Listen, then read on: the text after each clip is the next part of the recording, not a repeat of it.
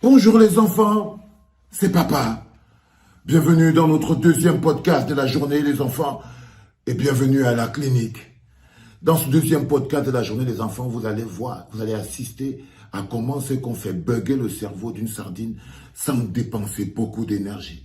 Vous allez assister à l'opération chirurgicale, comment ce qu'on expose la médiocrité sans dépenser la moindre énergie. Ce deuxième podcast est spécialement dédicacé au grand retour de Maître Augustin Gueffac. Bienvenue frère, ça faisait longtemps, tu nous avais manqué. À un moment donné, je me sentais un peu orphelin de ton éclaircissement, de ta clairvoyance et de ton pragmatisme. Il est de retour sur les plateaux et moi personnellement, chaque fois qu'un éclaireur, une lumière revient pour pouvoir mettre un peu de lumière, un peu plus de lumière dans cet océan d'obscurantisme, ça me fait plaisir. Welcome back, Maître Augustin Gueffac, et bienvenue à la clinique. Alors, dans cette capsule, les enfants, Maître Augustin Gueffac a opéré chirurgicalement en plein plateau et a fait bugger le cerveau d'un bonhomme qui s'appelle Zanga Zanga. Charles Élie Zanga Zanga. C'est-à-dire que c'est pas le Kidam lui-même qui est important, mais c'est comment c'est que Maître Augustin Gueffac a traité la réponse que nous envoie le gouvernement face à la souffrance qui nous anime. Parce que c'est un manque de respect. Le Zanga Zanga qui est sur le plateau là, il ne doit pas être là. Mais il doit, même pour le respect intellectuel des gens qui regardent la télévision, pourquoi c'est qu'il doit venir là? Là, je peux demander à Serge Allot tout pour lui dire, frère, je sais pas, je sais que c'est dur de trouver des gens qui ont le courage de venir à la télé, mais le Zanga Zanga là, frère, un peu de respect pour nous. Nous, on regarde aussi ça. On ne regarde pas la télé pour tomber malade. Et on regarde la télé pour s'informer, mais là, tu vois, tu installes des virus. C'est-à-dire qu'en ce moment-là, avec ce genre d'invité, cousin, tu installes des virus. Tu joues le rôle de la bug attitude. Là, mais heureusement pour toi, à ta défense et tout, tu as fait revenir Augustin Gueffac, et là, il a été obligé de tout opérer. Et là, il a tout opéré. Les enfants, trêve de bavardage. Valsero, arrête. Allons sur le truc. Je savais que mon ami, il devait venir ici expliquer ce qu'il ne connaît pas. Je vais vous dire quelque chose. Je ne sais rien faire sauf le droit, être avocat. Et je connais mieux le crime. Je vais vous dire qu'à Itogo 3, quand on découvre le corps, le procureur est obligé de venir pour voir. Le policier du coin est obligé de venir. Le gendarme est obligé de venir. Mais tous viennent se mettre debout. Ils attendent quelqu'un. Vous connaissez la personne? Vous ne connaissez pas. Ils attendent le sapeur-pompier. Il ne connaît pas. Donc, toute la marmaille, là, je peux les qualifier ainsi. Ils viennent tous chacun à son grade et rang. Ils se placent debout. Ils attendent une personne. Il s'appelle le sapeur-pompier. S'il ne vient pas, on ne fait rien. Le premier papier et l'unique, le plus important, c'est celui que ce sapeur-pompier dresse. Et quand il a dressé, ça ne veut pas dire que le policier est saisi. Ça ne veut pas dire que le procureur est saisi. Quand il dresse son papier, c'est pour enlever ce macabé-là. Parce que l'être humain a 3 états. Il naît, il vit et il meurt. Et à chaque état, il y a un acte qu'on dresse. Pour dresser son acte de décès. Dans ces circonstances, la pièce première et l'unique, c'est le PV de ce sapeur-pompier. À partir de là, l'opportunité de poursuite est offerte au procureur de la République, qui peut décider de ne rien faire, ou bien de faire un peu, ou bien de faire rien. Il peut décider de ne rien faire, ou de faire rien. Si vous avez compris, c'est mieux. Alors, troisième chose que vous ne maîtrisez pas et que vous voulez à tout prix masquer. Retenez que dès lors qu'il décide de faire quelque chose, monsieur le procureur, c'est du secret. Soyez le plus gradé du RDPC. Tant que vous n'êtes pas désigné dans l'enquête, par la loi, vous n'avez pas droit à l'information. Je viens donc à ce que vous venez de révéler là. Vous venez de dire que le colonel Autour, que je connais, il a commis vos amis pour venir à Douala. Ils sont venus dresser un rapport, ils vous ont déjà dit qu'il n'y avait pas de plan de noir. Voilà la preuve de ce que lui, il a peur. Vous révélez là à Mondovision. Vous riez parce que vous ne savez pas. Vous révélez à Mondovision que l'enquête est bâclée. On connaît ceux qui mènent les enquêtes. On a même déjà les conclusions qu'on se balade avec. On vient à Equinox soit révélé. Mon colonel Autoulou que je connais, que vos amis là aient commis cette bêtise en vous disant ou pas, il va changer cette équipe. Parce que c'est un garçon, c'est un monsieur qui est fin. Effectivement, la presse qui a subi dans sa famille le premier choc a raison d'avoir peur, de s'inquiéter. Parce que des gens comme vous, qui n'ont rien à voir, ni de près, dans les enquêtes, quand vous détenez déjà les infos, alors que la loi dit, c'est secret. C'est secret. Même la veuve n'a pas droit aux infos. C'est pas la veuve là qui vous a dit que l'autopsie a dit que vous êtes les réseaux sociaux. Mais c'est à l'autre. Il faut qu'on soit sérieux. Je dis, vous avez posé une question à Maître Nguefa, qui est compétent à la matière. Il n'a pas répondu. Maintenant, il veut jouer le dilatoire en reprenant non, tu m'expliques lui est maître. Maintenant, tu veux jouer le dilatoire en disant que j'ai dit que le colonel dit qu'il n'a rien dit. J'ai dit ceux qui mènent les enquêtes. Je dis bien ceux qui mènent les enquêtes. C'est la légion de gendarmerie du sang, dirigée par le colonel Autoulou et la direction régionale de la police judiciaire du sang par le directeur. C'est ce que Zang Charles a dit ce soir. Maintenant, c'est vous qui êtes dans vos magmas. La marmaille vous écoute. Allez-y. Alors, monsieur Elie Isa,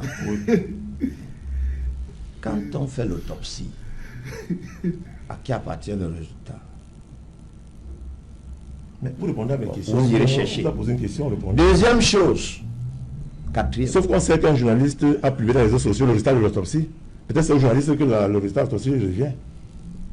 Oui, peut-être c'est à lui, je ne sais pas. Moi, oui. Quand je ne sais pas, j'apprends. Mais dites-nous donc à qui appartient le résultat de l'autopsie. Vous pouvez donc vous calmer un peu. Non, dites-nous. Ne jouez pas ça. Cinquième chose. À qui appartient le corps de Martinez Zogo à l'heure actuelle? Pardon? Il appartient à qui? Répondez à vos questions, maître. Vous ne savez pas, donc apprenez. Il est souvent de justice. Il appartient à l'État. Répondez aux questions. Écoutez, l'autopsie appartient à qui? Vous n'avez pas répondu à votre propre question vous-même. Répondez à la question. Ne posez pas de questions rhétoriques. On a quelqu'un dans les réseaux sociaux qui a donné le résultat de l'autopsie. Est-ce qu'il a la qualité de le faire? Dites à lui, à ce journaliste qui n'a pas la qualité de le faire. Ne me parlez pas à moi. La date matin que vous faites là, c'est justement ça. Vous n'êtes pas contre les Anglais, de fac. Je vais pas ça. Permettez d'aller jusqu'au bout.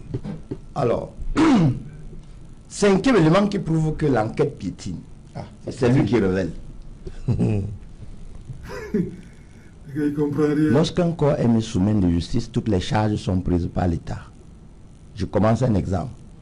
Le jour de la sortie de la mort, qui va payer la facture? Bon. Qui mène les enquêtes? Qui a fait la demande? C'est celui qui demande, qui supporte. C'est l'État qui décide de mener telle ou telle recherche, suivant son entendement. Il porte les frais. Je reviens maintenant au docteur. On peut se répondre, non, c'est dans l'autre. S'il vous plaît. Il ne faut pas qu'il joue à ça, parce qu'il attend que le journal arrive pour arrêter de parler. Non. Je suis d'accord avec vous. On peut aussi me répondre, mec. Vous avez davantage peur. Mais la liste qui est dressée, l'État sait ce qu'il doit faire. La Constitution dit que l'État est garant des libertés des individus citoyens. L'État doit les suivre. Indice 1. Il y a 10 ou 15 ans dans cette République, on a installé dans toutes les grandes villes les caméras. Que sont devenues ces caméras? Mais la vidéo qui a circulé, que c'est un Prado, c'est pas une caméra. Non, je vous remets la parole. Je crois qu'il est... C'est mieux. Voilà. C'est mieux. Vous voyez les enfants, s'attarder sur ce kidam, ce n'est pas le plus important. Il n'est même pas important du tout. C'est le côté banalisant. Comment c'est on banalise la vie des gens? En ce moment, à Yaoundé, partout, il circule une liste de journalistes dont la tête serait mise à prix. Il circule une liste de journalistes et de consultants. Aristide Monod, qui est assis là, son nom est sur cette liste. Aman Mana, son nom est sur cette liste. C'est-à-dire qu'on est dans une affaire qui en fait est une grosse nasse. Paul Tchouta, son nom est sur cette liste.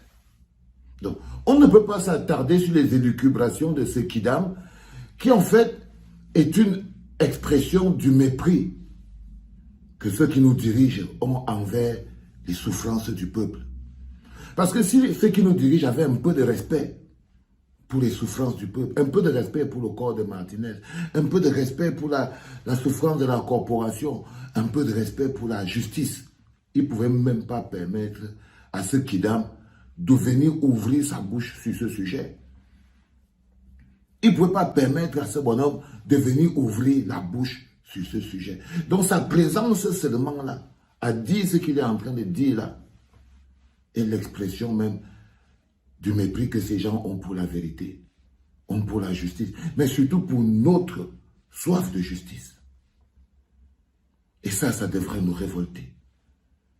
Ça devrait nous révolter. Ça devrait être des indices pour nous, pour comprendre qu'il y a des bonhommes qui essayent de banaliser, qui essayent de torpiller, qui essayent de noyer l'enquête. Qu'il y a des bonhommes qui essayent de nous insulter. Il est important qu'on le comprenne, parce que c'est une réponse. Et nous, le peuple, on doit continuer encore de plus belle, parce que la seule réponse qu'on peut donner à ce type d'attaque, parce que ce qu'il fait là, ce n'est pas seulement un manque de respect à l'épouse et aux enfants de Martinez. C'est un manque de respect à nous tous qui avons soif de justice. Et on doit répondre à ce genre d'attaque de manière claire, en mettant encore plus de pression. En leur faisant comprendre que ce que vous faites là n'insulte que vous-même. En leur faisant comprendre que ces bonhommes que vous envoyez sur les plateaux, venez zombifier le peuple, en fait n'insulte que vous-même. Parce que le peuple que vous voyez aujourd'hui n'est plus le peuple d'hier. Ils sont peut-être à une étape de leur développement vers la liberté de leur corps et de leur esprit. Ils ne sont peut-être pas encore arrivés au bout. Mais ce que vous les faisiez avaler hier, ils ont les yeux suffisamment ouverts pour savoir que c'était de la merde et ne sont plus prêts à l'avaler. Ce peuple n'est plus prêt à avaler ça. Il est important qu'eux ils le comprennent. Et par ça, pour que nous leur démontre ça, il faut qu'on continue de mettre un peu plus de pression. La vérité viendra de la pression. Les culpabilités et les non-culpabilités viendront de la pression. Ils n'ont pas à nous demander d'arrêter de demander. Mettre la pression n'a jamais empêché une enquête qui est censée se tenir dans le secret de se dérouler. Non. Ils essaient de nous faire croire que le fait que nous mettions la pression va empêcher les enquêtes de se dérouler. C'est du foutage de gueule. C'est du non-respect et c'est du foutage de gueule. Il est important que nous le comprenions et que nous comprenions que c'est la pression que nous sommes en train de mettre qui fait que les petits pas même qu'on croit, les petits semblants qu'ils font là, c'est sous le coup de la pression. Et on peut avoir plus. On peut avoir la vérité. Si nous continuons de demander la justice, nous pourrons avoir la vérité. Parce qu'il y a encore des frères, il y a des journalistes camerounais, il y a des hommes de médias, des leaders d'opinion qui sont aujourd'hui, vivent dans la terreur. Un gars comme Aristide Monod, imaginez-vous comment il vit à Yaoundé. Quand il marche, il regarde derrière lui. Un gars comme Aman Mana. N'en parlons plus d'un gars comme Paul Tchouta. Donc, on n'est pas seulement en train de parler de Martinez. C'est qu'on est sur une menace. Là. Il y a des gens qui sont en train de vivre en ce moment des moments de terreur dans leur famille. Imaginez leurs femmes, leurs enfants. Personne ne sait quand ils sortent le matin s'il va rentrer. C'était papa.